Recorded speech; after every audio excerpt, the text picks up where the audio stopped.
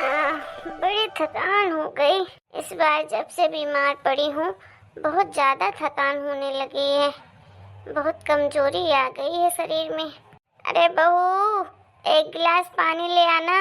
ये बहू भी न जाने क्या करती रहती है, एक दो बार में तो सुनती ही नहीं है। लाई दादी माँ। अरे पोता बहू, तू क्यों लेकर आई पानी? तेरी सास कहाँ चली गई? मैंने तो बहू को कहा था पानी लाने के लिए। तेरे पास तो वैसे भी इतना सारा काम होता है, क्यों तू फालतू के काम करती रहती है? वो दादी माँ, मम्मी जी तो सुबह से ही अपने सहेलियों के साथ बाजार गई हैं। मकर संक्रांति की शॉपिंग करनी थी इसलिए। अच्छा हाँ, मकर संक्रांति आने वाली है, शॉपिंग तो करनी पड़ेगी। ठीक है बेटा। अरे उसको इतनी जल्दी क्या थी, मुझसे पूछ लेती उसके बाद चली जाती। भगवान जाने क्या लाएगी क्या नहीं लाएगी। याद भी है कि नहीं उसे कि उसके घर में नई बहू भी है। मकर संक्रांति में उसे कुछ उपहार भी देना पड़ेगा। बेटा एक काम कर, फोन ले आ, फोन लगा देती हूँ उसे। तेरे लिए एक बढ़िया सी साड़ी ले आएगी और सोने का कंगन ला देगी तेरे लिए। तेरे पास है भी नहीं। दादी माँ, मेरा फोन 2 दिन से खराब है, चालू ही नहीं हो रहा है। क्या 2 दिन से तेरा मोबाइल खराब है और तूने बनवाया नहीं? अरे पोते को बोल देती, वो बनवा लाता। मैंने कहा था उन्हें बनवाने के लिए, उनके पास टाइम ही नहीं है। और आप तो जानती हैं कि मुझे तो मम्मी जी घर से बाहर निकलने ही नहीं देती हैं। आज भी बोला था मम्मी जी को कि ले जाइए उधर बनवा दीजिएगा, तो भी मना कर दिया मम्मी जी ने।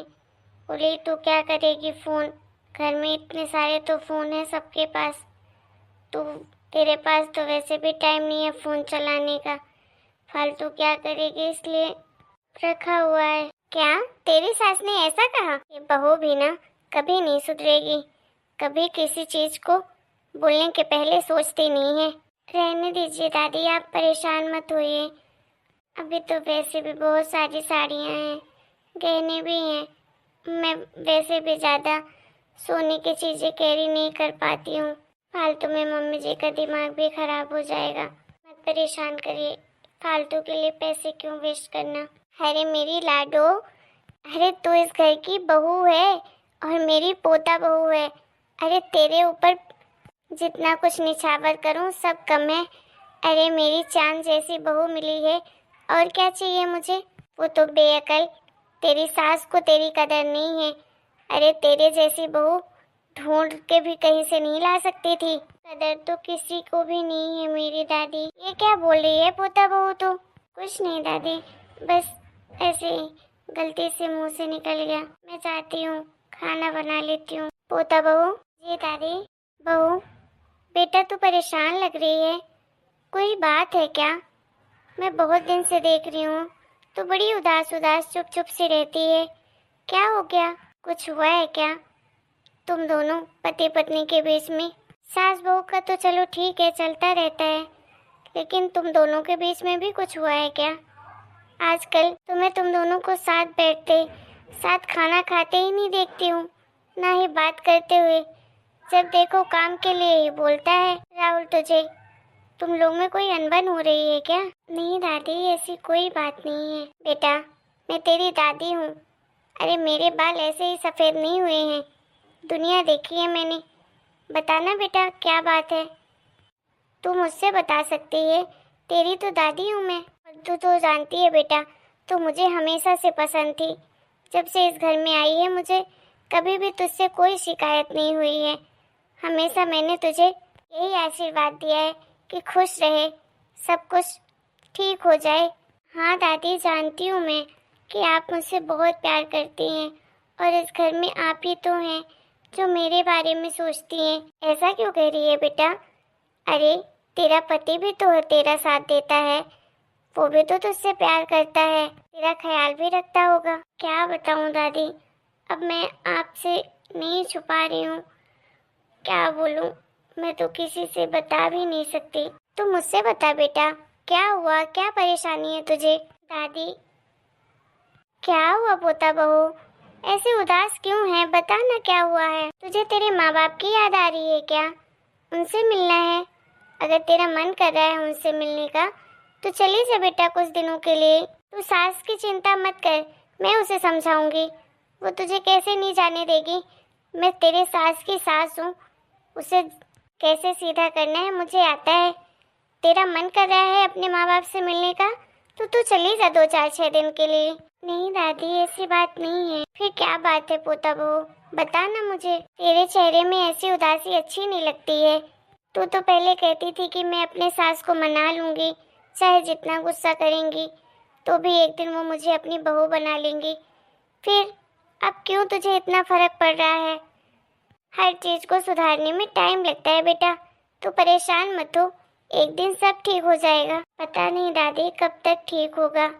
मैंने सारी कोशिश कर ली लेकिन कुछ भी ठीक नहीं हो रहा है। मम्मी जी दिन प्रतिदिन और मुझसे नफरत करती जा रही हैं।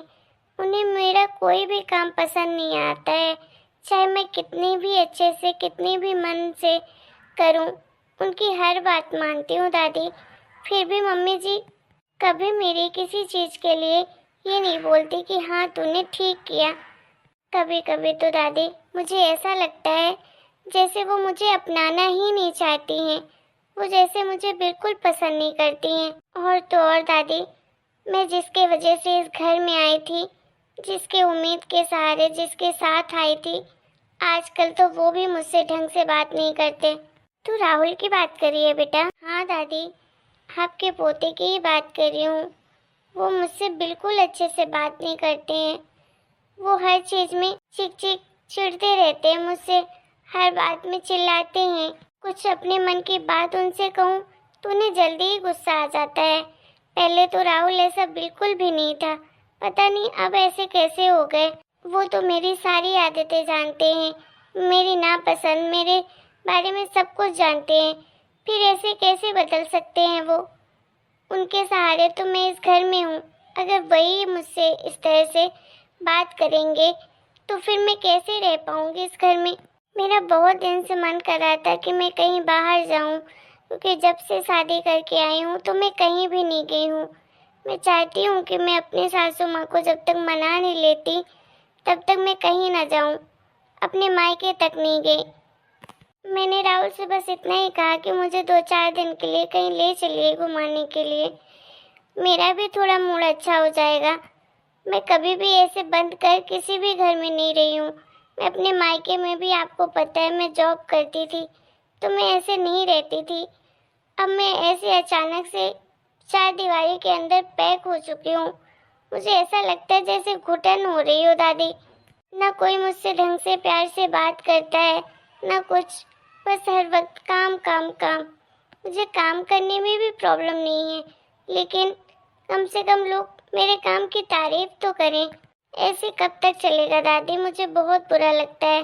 अरे पोता बहू, तो बेटा परेशान मत हो, तेरी दादी तेरी बात सुनती है ना, तेरी दादी को तेरी कदर भी है। और बेटा जब तक तेरी दादी इस घर में है ना, तेरे साथ कुछ बुरा नहीं होने देगी। तो परेशान मत हो, मैं अब सबको सही करूँगी, तेरे पति को भी और तेरी सास को भी।